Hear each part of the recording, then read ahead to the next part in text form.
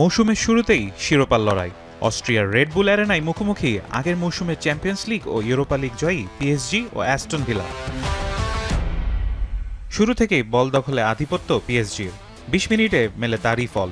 সতীর্থের pass D বক্সে প্রথম ছয় নিয়ন্ত্রণ করে দ্বিতীয় ছয়ে এক ডিফেন্ডারকে কাটিয়ে জোরালো শটে গোল করেন জর্জিয়ান তারকা কভারেজখালিয়া। পিছিয়ে পড়ে অবশ্য ভেঙে পড়েনি অ্যাস্টন ভিলা। পাল্টা আক্রমণে একের পর এক সুযোগ তৈরি করতে থাকে তারা, আর বিরতির ঠিক আগেই আসে সমতা। জন ম্যাকগিনের নিখুঁত ক্রস থেকে ৬ গজ বক্সের সামনে দারুণ ফিনিশিংয়ে গোল করেন ১৭ বছর বয়সী ব্রায়ান। দ্বিতীয়ার্ধে দুই দলই আক্রমণাত্মক ফুটবল উপহার দেয়, তবে ৬১ মিনিটে আবারও এগিয়ে যায় পিএসজি। বদলি নেমে উসমান ডেম্বেলের দারুণ পাস ধরে ডান দিক দিয়ে ডি বক্সে ঢুকে কোনাকুনি শটে গোল করেন দিজিরে দুয়ে। শেষ দিকে সমতা ফেরানোর চেষ্টা করলেও সফল হয়নি ভিলা, ফলে ২-১ গোলের জয় নিয়ে টানা দ্বিতীয়বার উয়েফা সুপার কাপ ঘরে তুলে পিএসজি। ২০২৩ সালে পিএসজির দায়িত্ব নেওয়ার পর লুইস এনরিকের এটি ১৩তম ট্রফি।